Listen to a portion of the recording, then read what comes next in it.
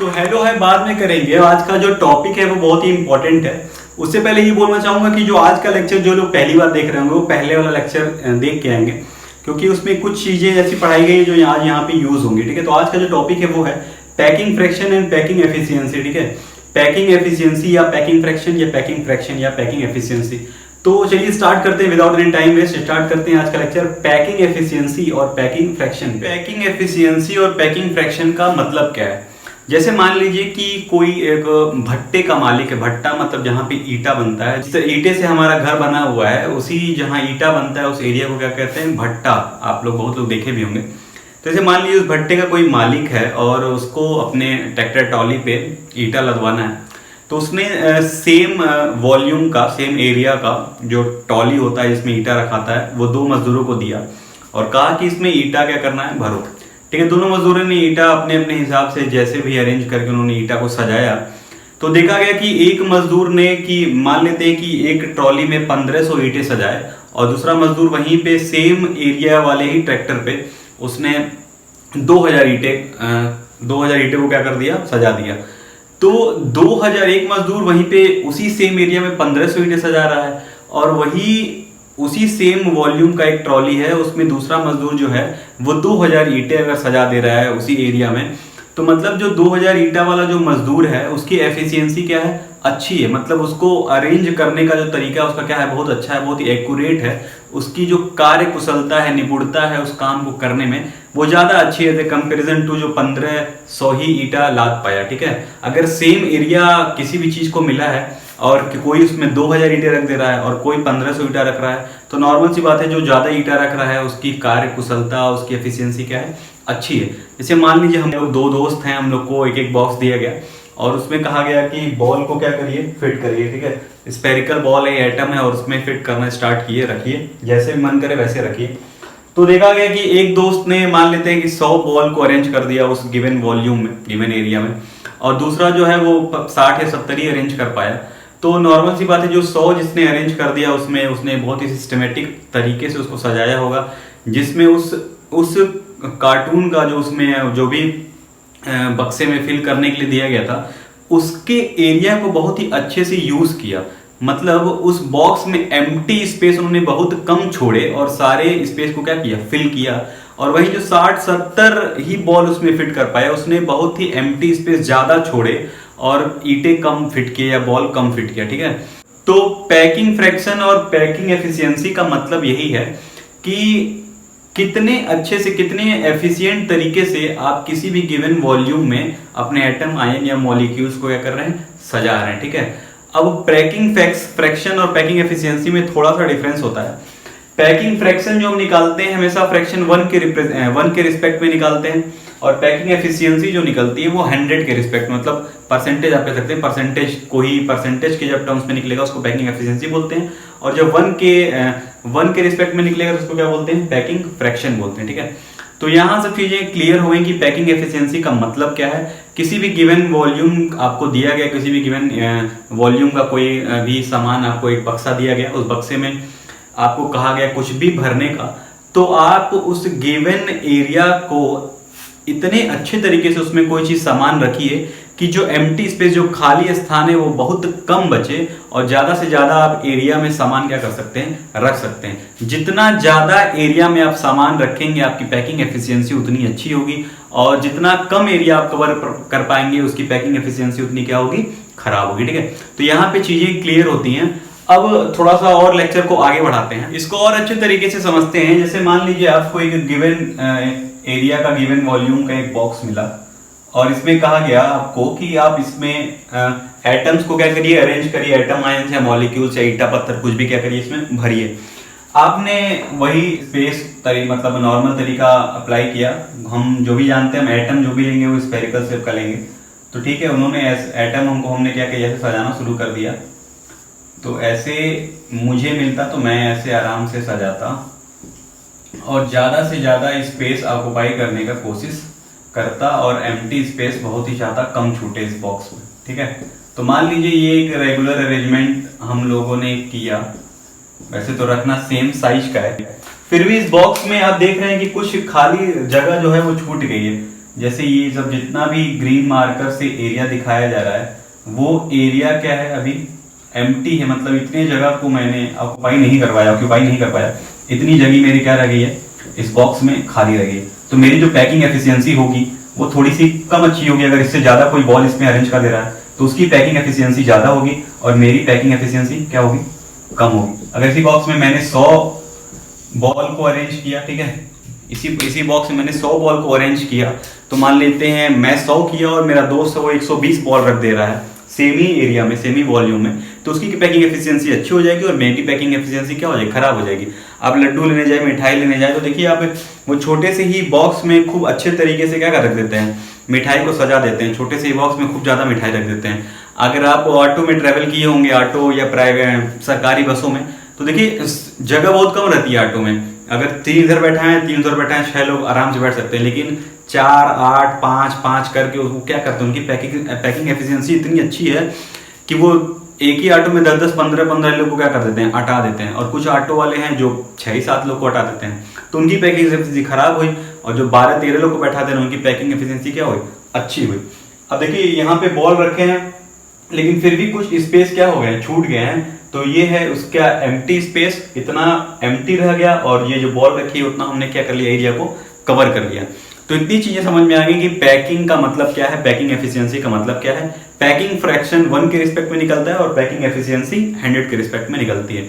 तो अब आइए देखते हैं कि एक सिंपल सा फॉर्मूला है कि उस फॉर्मूले से हम कैसे पैकिंग एफिशिएंसी और पैकिंग फ्रैक्शन और आसान तरीके से निकाल सकते हैं। तो अब हम यहाँ पे एक सिंपल पैकिंग एफिशिएंसी और पैकिंग फ्रैक्शन का फॉर्मूला बनाएंगे, ठीक है। अच्छा, आपको पता है कि सॉलिड स्टेट में हम जो एक सॉलिड पढ़ रहे हैं वो कैसा पढ़ रहे हैं, कि यूनिट सेल पढ़ रहे हैं, क्यूबिकल यूनिट सेल की ही बारे में हमेशा पढ़ रहे हैं, ठीक है। तो आइए देखते हैं कि फॉर्मूला क्या बन सकता है। जैसे हमको पता है कि पैकिंग फ्रैक्शन का पहले बनाते हैं, पैकिंग फ्रैक्शन इक्वल टू, हम बार बार कह रहे हैं कि हमको एक गिवन अमाउंट ऑफ वॉल्यूम दिया जाएगा और उसमें हम कितने एटम्स, आयन या मॉलिक्यूल रखते हैं, वही चीज, वही कितना वॉल्यूम हम उसका ऑक्यूपाई करते हैं, वही बता देगा पैकिंग फ्रैक्शन, ठीक है। तो पैकिंग फ्रैक्शन का मतलब है कि हम नीचे रख सकते हैं volume of a unit cell, ठीक है। एक यूनिट सेल का टोटल वॉल्यूम कितना है और हम उस टोटल वॉल्यूम में से कितना वॉल्यूम ऑक्यूपाई कर रहे हैं, ऊपर उसको रख देंगे तो निकल जाएगा पैकिंग फ्रैक्शन। फ्रैक्शन का मतलब कि टोटल में से आपका कितना हिस्सा है, तो टोटल है वॉल्यूम ऑफ यूनिट सेल, उसमें आप कितना ऑक्यूपाई किए, तो हम यहां पे लिख सकते हैं वॉल्यूम ऑक्यूपाइड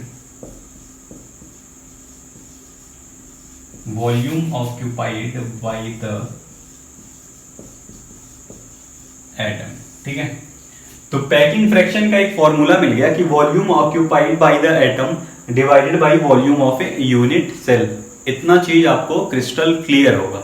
अब यहाँ पे एक चीज और देखना है कि जो हम एटम लेके चल रहे हैं वो क्या है, हमारे पास एक स्फेरिकल शेप का है, और एक स्फेयर का जो वॉल्यूम होता है वो होता है 4/3 पाई आर क्यूब। कितना होता है, 4/3 पाई आर क्यूब एक स्फेयर का, ठीक है। इतनी चीज क्लियर। तो ऊपर हमको रखना क्या है, volume occupied by the atom, जितने भी एटम है वो कितना वॉल्यूम ऑक्यूपाई कर रहे हैं। तो एक एटम कितना वॉल्यूम ऑक्यूपाई करेगा, 4/3 पाई आर क्यूब। अब ऊपर जितने होंगे तो हम एक फॉर्मूला बना सकते हैं, Z into 4/3 pi are cube, ठीक है। Z बता रहा है आपको टोटल नंबर ऑफ एटम, उस यूनिट सेल में कितने एटम होंगे। एक एटम है तो अच्छी बात है, 1 इंटू 1 एटम का एरिया, 2 एटम है तो 2 इंटू 1 एटम का एरिया, 3 है तो 3 इंटू इतना एरिया। ये तो फिक्स है कि एटम स्फेरिकल शेप का है तो एक एटम का कितना होगा, 4/3 पाई आर क्यूब। अब अगर एटम बढ़ते जा रहे हैं 100, 200 है तो बस आगे 100, 200, 400 बढ़ते जाएंगे, ठीक है। नीचे क्या रखना है, volume of a unit cell, एक यूनिट सेल का, एक पूरे यूनिट सेल का टोटल वॉल्यूम कितना होता है, तो वो होता है ए क्यूब। क्या होता है, ए क्यूब, ठीक है। क्योंकि हम एक यूनिट सेल जो लेते हैं उसका लेंथ, विड्थ और हाइट क्या होती है, हमेशा हम ए सब बराबर होती है, तो length into breadth into height volume निकलेगा तो क्या आएगा, ए क्यूब। तो ये हमारे पास पैकिंग फ्रैक्शन का एक फॉर्मूला आ गया कि Z into 4/3 pi are cube divided by A cube. इतनी चीज क्लियर है, ये हो गया पैकिंग फ्रैक्शन। जब भी पैकिंग एफिशिएंसी की बात होगी, किसकी बात होगी, पैकिंग एफिशिएंसी की, तो फॉर्मूले में बस सब चीज सेम रहेगा, यहां भी सब सेम रहेगा, 4/3 pi are cube divided by A cube. बस पैकिंग फ्रैक्शन 1 के रिस्पेक्ट में निकालते हैं और पैकिंग एफिशिएंसी 100 के रिस्पेक्ट में निकालते हैं। तो पैकिंग एफिशिएंसी का जो फॉर्मूला हो जाएगा, बस जो भी पैकिंग फ्रैक्शन का आंसर आएगा उसमें 100 मल्टीप्लाई कर देंगे तो क्या आ जाएगा हमारे पास, पैकिंग एफिशिएंसी। तो हम हर चीज में पहले पैकिंग फ्रैक्शन निकालेंगे, फिर 100 का मल्टीप्लाई कर देंगे तो हमारे पास क्या निकल जाएगा, पैकिंग एफिशिएंसी। तो इतनी चीज क्लियर है, फॉर्मूला आप अच्छे से देख लीजिए। नहीं समझ में आ रहा है तो समझ में तो आ ही गया होगा, नहीं समझ में आ रहा तो कमेंट बॉक्स में बता दीजिएगा कि नहीं समझ में आया। था volume occupied by the atom, एक एटम कितना वॉल्यूम ऑक्यूपाई करता है, 4/3 पाई आर क्यूब। एक से ज्यादा एटम हुए तो यहाँ पे वो नंबर रख देना, 1 है, 2 है, 3 है, 4 है, 4 है। Volume of a unit cell, length into width into height, a cube. ठीक है, पैकिंग फ्रैक्शन का ये फॉर्मूला है, पैकिंग एफिशिएंसी में इनटू 100 कर देंगे और हमारा काम हो जाएगा तमाम। ठीक है, तो अब शुरू करते हैं सिंपल यूनिट सेल में, face centred cubic unit cell में और body centred cubic unit cell में किसका क्या एफिशिएंसी है, पैकिंग एफिशिएंसी कितनी अच्छी है, आइए उसको देखते हैं बारी बारी से। तो सबसे पहले देखेंगे हम लोग सिंपल क्यूबिक यूनिट सेल में या सिंपल यूनिट सेल में पैकिंग एफिशिएंसी। ठीक है, तो सबसे पहले हम देखते हैं सिंपल यूनिट सेल में। ठीक है, अब सिंपल यूनिट सेल है तो सिंपल यूनिट सेल से आप क्या समझते हैं, सिंपल यूनिट सेल का मतलब है कि उस यूनिट सेल में जो भी एटम, आयन या मॉलिक्यूल बैठे हैं वो सिर्फ और सिर्फ कहां बैठे रहेंगे, यूनिट सेल के सेंटर पे। ठीक है,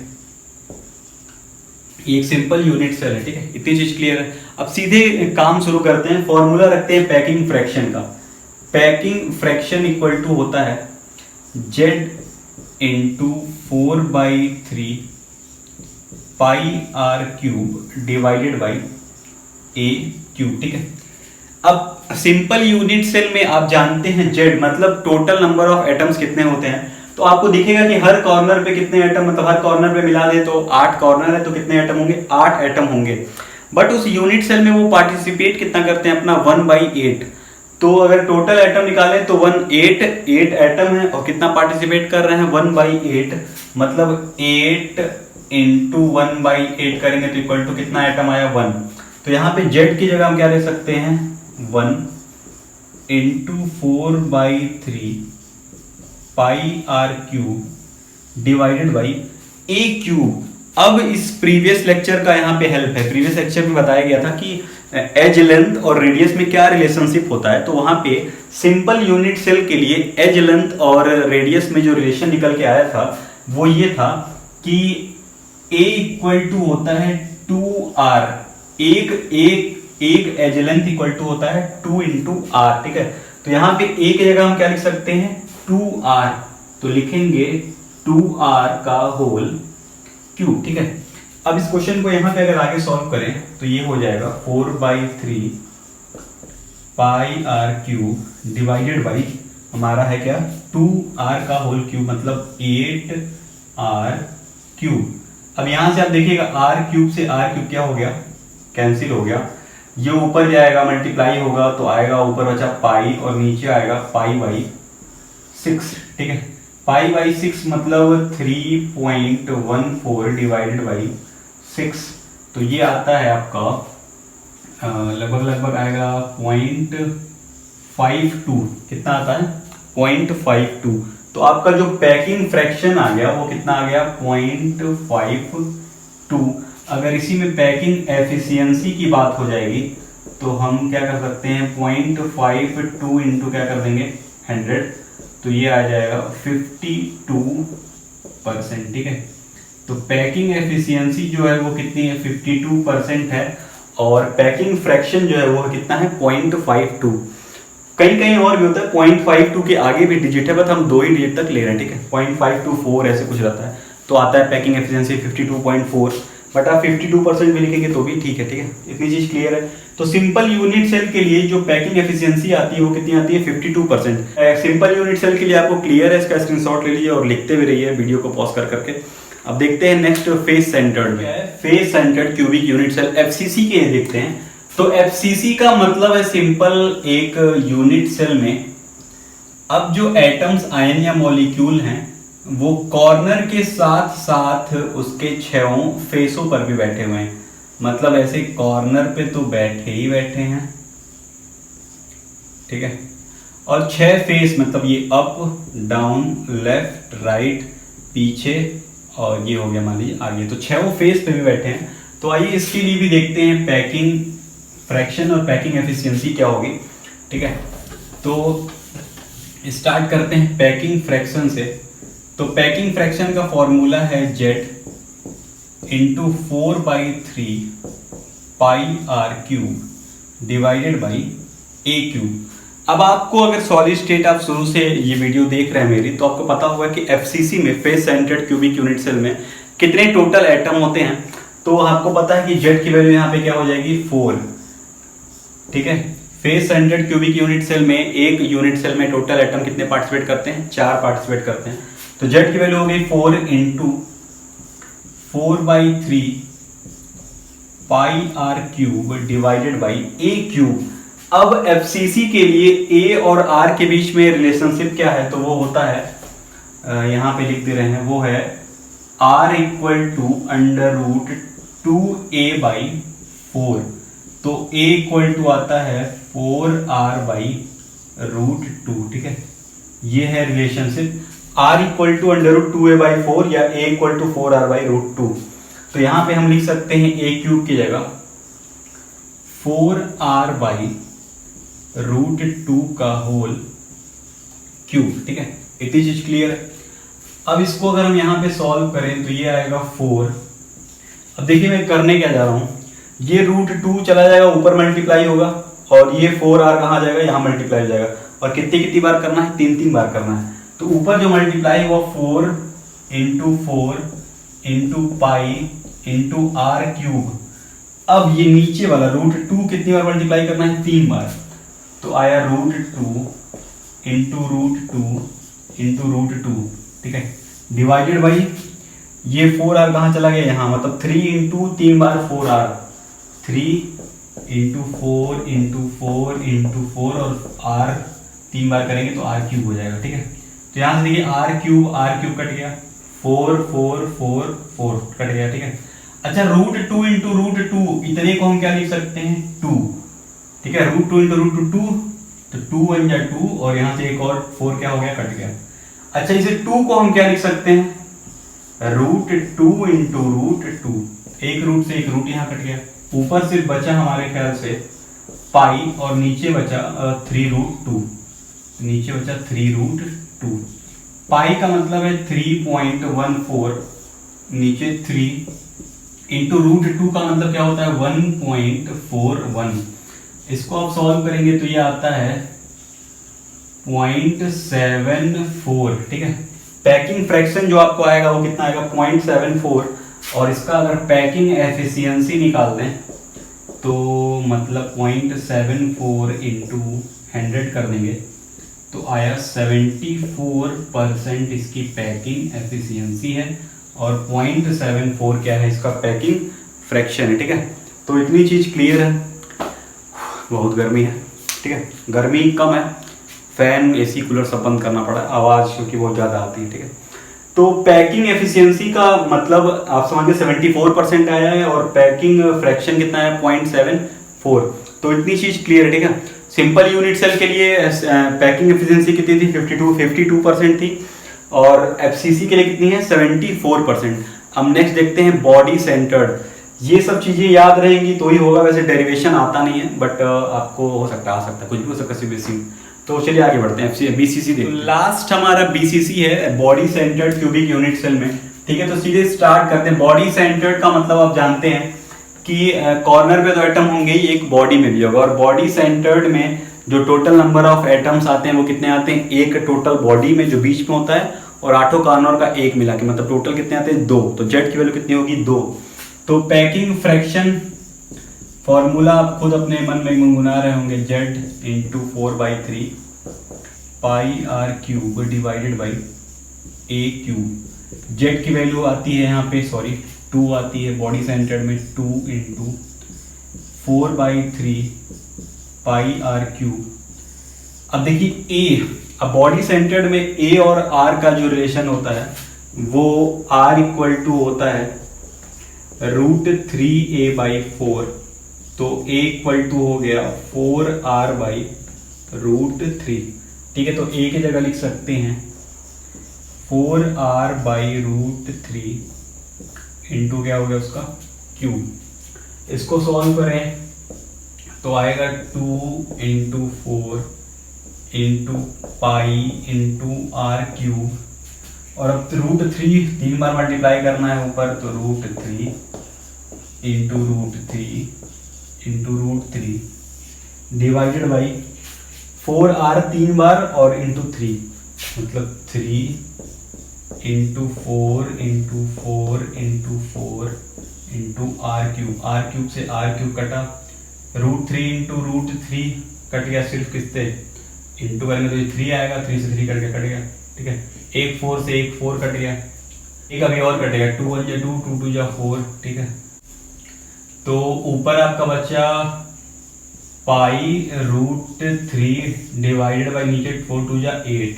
ठीक है, इसको सॉल्व करेंगे, √3 की वैल्यू आपको पता है, पाई की वैल्यू पता है, इसको सॉल्व करेंगे तो ये आता है 0.68। कितना आता है 0.68। इसकी पैकिंग फ्रैक्शन है और पैकिंग एफिशिएंसी के लिए 0.68 × 100 कर देंगे तो ये आएगा 68% है इसकी पैकिंग एफिशिएंसी। और पैकिंग फ्रैक्शन कितना है 0.68। ठीक है, तो यहाँ से 0.68 आया पैकिंग फ्रैक्शन और 68% क्या है पैकिंग एफिशिएंसी। तो यहाँ पे simple unit cell, face centred cubic unit cell और बीसीसी का भी, मतलब body centred cubic unit cell का भी आपको पैकिंग एफिशिएंसी पता चल गई। मतलब बॉडी सेंटर्ड में कितना ऑक्यूपाई कर रहा होगा स्पेस 68%। पूछ दे कितना खाली होगा तो 100 - 68 कर देंगे तो एम्प्टी स्पेस ये आपको बता देगा। ठीक है, तो यहाँ तक चीजें क्लियर है। ठीक है, तो पैकिंग एफिशिएंसी और पैकिंग फ्रैक्शन भी आपको अच्छे से समझ में आ गया होगा। आई होप सारा कॉन्सेप्ट धीरे धीरे क्लियर हो रहा होगा। ठीक है, तो चलिए फिर मिलते हैं नेक्स्ट लेक्चर में, तब तक के लिए आपको ऑल द बेस्ट।